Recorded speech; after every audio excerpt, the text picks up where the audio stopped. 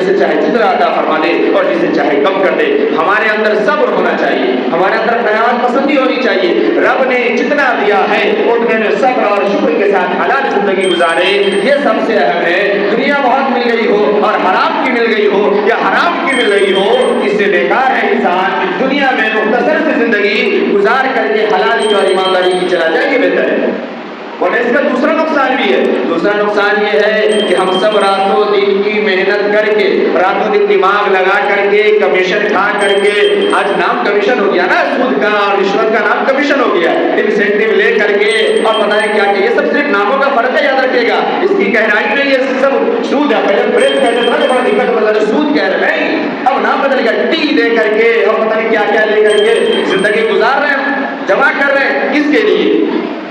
آن اولاد کے لیے. وہ آن اولاد جس کے بارے میں یہ پتہ بھی نہیں ہے کہ اس تک یہ دولت منتقل ہو بھی پائے گی یا نہیں.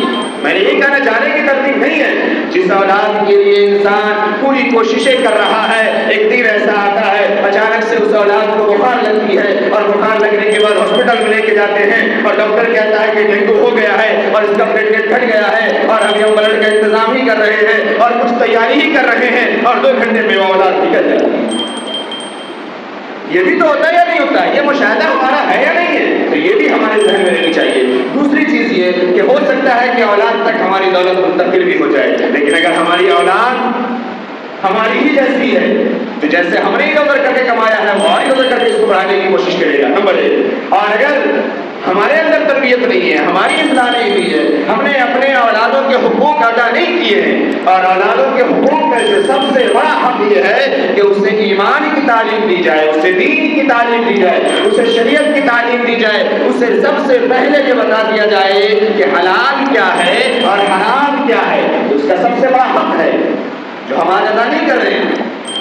اگر یہی اولاد ہم چھوڑ کے گئے, یہ دولت ہو سکتا ہے کہ ہم کسی حد تک کم گناہ گار ہوں, یا ہم جو پیسے کماتے ہیں تو دماغ لگانے کی کوشش کرتے ہیں کہ چلو لیتے تو ہیں لیکن ایسے لے یا اتنا لے کے گناہ نہ ہو, لیکن یہ اولاد پھر اسی پیسے کو جہاں تہاں جو کام میں خرچ کرے گی, اور پھر دولت تو دنیا میں چھوڑ کے چلے گئے, اور جو چھوڑ کے چلے گئے اس کے ذریعے سے جو اولاد کر رہی ہے اس کا عذاب اور اس کا وبال قبر میں بھی ہو رہا ہے, اور پھر بھی نام اعمال میں لکھے جا رہے ہیں. آپ صلی اللہ علیہ وسلم کی حدیث موجود ہے کہ اگر چھوڑ کے جائیں گے نیک امثال تو صدقہ جاریہ ہے, جب تک اس کی نسل نیک چلتی رہے گی, اچھی چلتی رہے گی, جب تک وہ کار خیر کرتے رہیں گے, جب تک وہ دعائیں کرتے رہیں گے, ہمارے گناہ دھلتے رہیں گے, گناہ دھل جائیں گے, درجات بلند ہوتے رہیں گے. لیکن اگر ہم گناہگار چھوڑ کے گئے, مکار چھوڑ کے گئے, زانی اور بیمان چھوڑ کے گئے, لٹیرا چھوڑ کے گئے, اسے تعلیم صحیح دے کے نہیں گئے, تو وہ جب تک گناہ کرے گا تب تک اس کا وبال تو ملے گا نا. اس کی فکر کرنی چاہیے. آج ایک سوال ہے, بڑے غور سے سمجھنے کی کوشش کیجیے گا, بہت غور سے. آج ایک سوال ہے, آج کہتے ہیں کہ بچوں میں دین نہیں, اور آج ہمارے بچوں میں دین نہیں ہے. سوال یہ ہے کہ بچوں میں دین کیوں نہیں ہے؟ 7 سال 8 سال 12 سال 14 سال کا بچہ ہے, اس سے موبائل کا سب کچھ معلوم ہے, سیریل کا سب معلوم ہے, گیمز کے سارے معلوم ہے, کھانا پینا معلوم ہے, وائٹنر سولوشن معلوم ہے, سارے پڑیے کا نام معلوم ہے, سارے کرکٹر سارے ایکٹر کا نام معلوم ہے, سب کچھ معلوم ہے. لیکن اگر اسے کلمہ نہیں معلوم ہے, اگر اسے صورتیں نہیں آتی ہے, اگر یہ دین کے مسائل نہیں جانتے ہیں, اگر یہ ماں باپ کی عزت نہیں کرتا ہے, اگر اس کے حقوق اسے نہیں معلوم ہے, اگر یہ اپنے رشتہ داروں کو نہیں پہچانتا ہے, آخر کیوں؟ یہ سوال ہے یا نہیں؟ اسے بیٹھ کے سوچنا چاہیے یا نہیں سوچنا چاہیے, غور کرنا چاہیے یا نہیں کرنا چاہیے کہ آج ہمارے بچوں کے پاس دین کیوں نہیں ہے. مختصر میں عرض کر رہا ہوں, بڑے غور سے سنیے گا, بہت دھیان سے سنیے گا. باتیں بڑی ہو سکتا ہے کہیں نہ کہیں جگہ تو چبھے گی بات, سمجھیے گا. آج بچوں کے پاس دین کیوں نہیں ہے؟ اس لیے بچوں کے پاس دین نہیں ہے کہ بچوں کے ماؤں کے پاس دین نہیں ہے. ہم میں کا ہر شخص ذمہ دار ہے, اور ہر شخص اپنے گھر کو اور اپنی عورت کو جانتا ہے, ہر شخص اپنے گھر کے ماحول کو جانتا ہے, فیصلہ کرنے دیکھ لیں.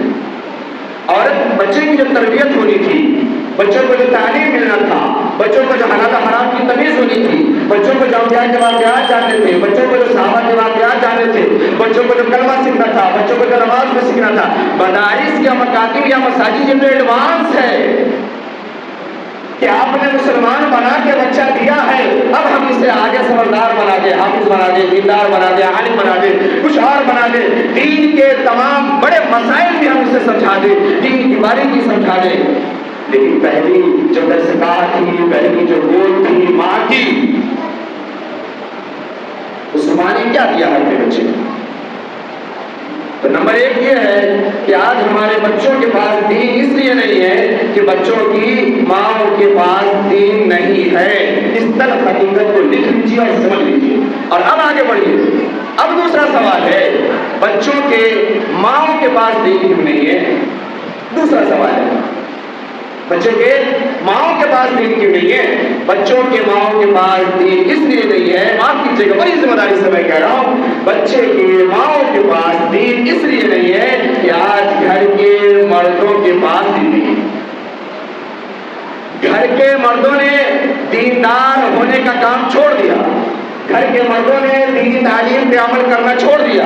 آج گھر کے مردوں کے پاس نہ دینی تربیت ہے, نہ دینی تعلیم ہے, نہ دینی شعور ہے, اور نہ اس بات کی فکر کرتے ہیں کہ یہ دینی شعور اور دین کی سمجھ اور دینی معاملات کی فہم ہماری عورتوں کے پاس ہونا چاہیے. نہیں ہے. اس میں بڑی تفصیل کر سکتا ہوں میں, لیکن چونکہ سوال میں صرف بات ہوتا ہے اس میں تفصیل نہیں کرتا. تفصیل میں فکر کروں گا. بیٹی ہم نے آج کیسی بنائی ہے, بہو کا آج ہم نے انتخاب کیسا کیا ہے, یہ تمام چیزیں ڈپینڈ کرتی ہے. اور پھر ہم خود کیسے ہیں, نمبر ایک ہم جیسے ہیں ویسی ہی چیز کا انتخاب کرتے ہیں. یاد رکھیے, اگر مجھے کھانے میں کھٹا پسند نہیں ہے, میں اگر خود سے مجھے آپشن ملے کہ یہاں پہ 4 چیزیں موجود ہیں, آپ کو جو پسند ہے لیجیے, میں کبھی کھٹا نہیں کھاؤں. کھٹا مجھے پسند نہیں ہے. میرے مزاج میں میٹھی چیز کھانا, میں میٹھی لوں گا. کوئی اگر شوگر کا مریض ہے, جانتا ہے, اس کو آپ کہیں وہ کھٹا تو لے لے گا لیکن شوگر لے گا کبھی. سمجھ میں آ رہی بات آپ کو؟ نمبر ایک یہ کہ بچوں کے پاس دین اس لیے نہیں ہے کہ ماؤں کے پاس نہیں ہے, اور ماؤں کے پاس دین اس لیے نہیں ہے کہ گھر کے مردوں کے پاس دین نہیں ہے, اور ہم نے دینداری سے اپنے آپ کو الگ کر لیا, دور کر لیا, اور ہم یہ کہتے ہیں اب وہ جو کہے وہ اس کا اعمال ہے, وہ تو اس کو نہ جواب دینا پڑے گا. بھائی اپنے سے مطلب رکھو, دوسرے کو چکر میں کون پڑے. کیا اس بات کے لیے دنیا میں بیٹی مل گئی ہے؟ کیا اس بات کے لیے دنیا میں بیٹی مل گئی ہے؟ کیا اس کے کوئی حقوق نہیں ہے آپ کے اوپر؟ اس کے دین کی فکر کرنا یہ آپ کے اوپر نہیں ہے, اس کے ایمان کی فکر کرنا یہ آپ کے اوپر نہیں ہے, اس کے عقائد کی فکر کرنا یہ آپ کے اوپر نہیں ہے. سب سے پہلا اور سب سے بڑا سوال یہ ہوگا کہ بیوی جو آپ گھر میں رکھے تھے وہ صحیح تھی بھی یا نہیں؟ صحیح کمانا ایمان والی تھی بھی یا نہیں؟ ہمارے صالحہ والی تھی بھی یا نہیں؟ اس کے عقائد درست تھے بھی یا نہیں؟ یا عقائد مشرکانہ تو نہیں تھے, حرام میں مبتلا تو نہیں تھی, اور آپ مومن ہو کر کے اس عورت کو گھر میں رکھے ہوئے تھے. جبکہ قرآن کہہ رہا ہے کہ غریب سے غریب نوکرانی اچھی ہے, لیکن جس کا ایمان درست رہا وہ تمہارے لیے ممکن نہیں ہے, وہ اچھی نہیں ہے. آج ہم اسٹیٹس مینٹین کرتے ہیں, وہی خاندانی کی ہونی چاہیے, اور دین کے نام پہ کلمہ تک نہیں آتا اس سے. بہرحال میں دوسری بات عرض کر رہا ہوں. آخری آج ہمیں یہ پریشانی ہے, ہم یہ شکوہ کرتے ہیں, ہر وقت کو یہ شکایت ہے اپنے گھر سے, عورت بات کی کہاں کرے, سارا پیسہ لا کے دیتے, سب خرچہ کر دیتے, ابھی یہ سب لا کے لیے تو پھر لڑائی کر رہی ہے. جب من میں آتا ہے کب یہی کریں گے, جب من میں آتا ہے وہ کریں گے. ہم چاہتے ہیں پانی تک نہیں پوچھتی, اپنے سے فریج میں سے نکال کے پیے. کھانا رکھا رہتا, بیوی ہوتی ہے کہ تھوڑا انتظار کرے گا, کھانا نکال کے کھلاوے. ہم کو جب کھانا نہیں دیتی ہے تو یہ تیار ہے, کھا لیجیے گا, آپ سے کہے گا تو کر ہی نہیں آتا. بہت قسم کی شکایتیں ہمارے پاس آج ہے عورتوں کی, اور ہم شکوہ کرتے ہیں. ہمیں کہا شخص کسی طرح کوئی نہیں بچا ہے, وہ کوئی نہیں سمجھانے والا ہو یا سمجھنے والا ہو, تو شکایت کیے بیٹھے ہیں. لیکن ہم نے کہا مرد, بڑی ذمہ داری سے کہہ رہا ہوں, آج تک کسی مرد نے یہ شکایت نہیں کی کہ مولانا صاحب میری بیوی نماز نہیں پڑھتی. کسی نے یہ شکایت نہیں کی کہ میری بیٹی نماز نہیں پڑھتی ہے, میری بہو قرآن نہیں پڑھتی ہے, میری بیوی کبھی قرآن نہیں پڑھتی ہے, میری بیوی صرف سیریل دیکھتی ہے اور فلمیں دیکھتی ہے, کبھی کوئی اچھے بیانات نہیں سنتی ہے.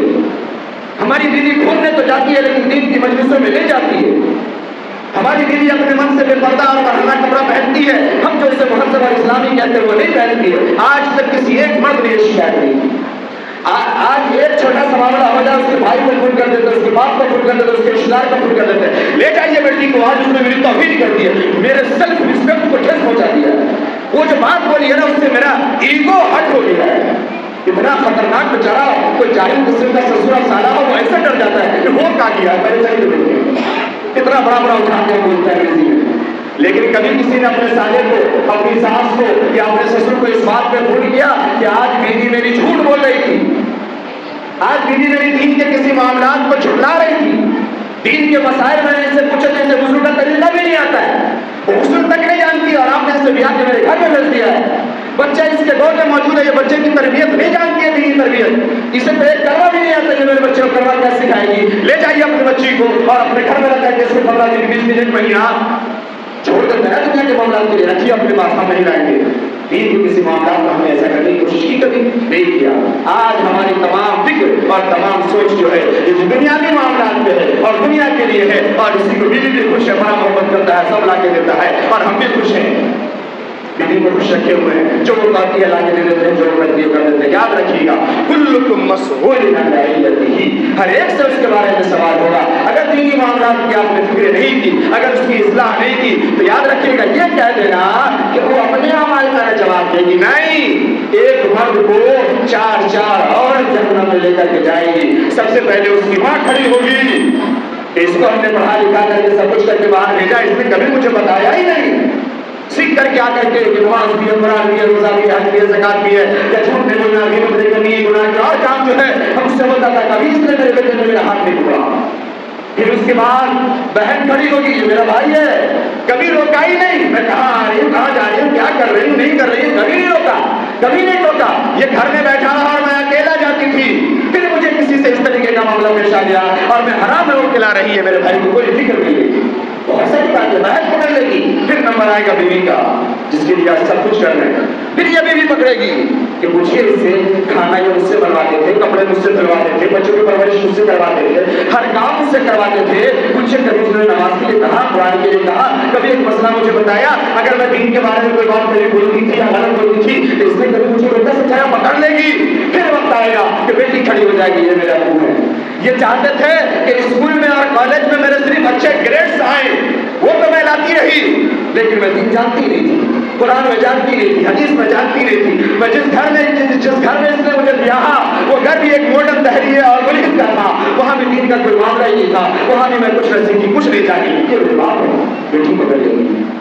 یہ کہہ دینے سے کہ جس کا معاملہ ہے وہ جواب دے گا، ہماری بچت نہیں ہونے والی ہے، اس لیے اپنے آپ کو ہم سمجھا دیں۔ الرجال قوامون علی النساء، اللہ نے آپ کو مردوں کے اوپر نگہبان بنایا ہے، ذمہ دار بنایا ہے، طاقتور بنایا ہے، اور اسی لیے بنایا ہے کہ اس کی اصلاح آپ کو کرنی ہے۔ اگر ہم نے اپنی اصلاح نہ کی اور پھر ہم نے اپنے گھر کی عورتوں کی اصلاح کی فکر نہ کی تو یہ جو نسل سے ہم نے شروع کیا ہے نا کہ اس کے پاس دین کیوں نہیں ہے، یہ یوں ہی نہیں رہے گی اور یہ نسل تباہ و برباد ہو رہی ہے اور ہوتی رہے گی، دنیا میں بھی ہمیں زمین و خار کر رہی ہے اور قیامت کے دن ہم پکڑ جائیں گے۔ دعا کریں کہ اللہ رب العزت صحیح اور سچی سمجھ عطا فرما دے، رب کریم ہم تمام کو دینی معاملات میں دین کی صحیح فہم عطا فرما دے اور اپنے احکام کو سمجھنے والا بنا دے اور اپنے حبیب جناب محمد رسول اللہ صلی اللہ علیہ وسلم کی سنت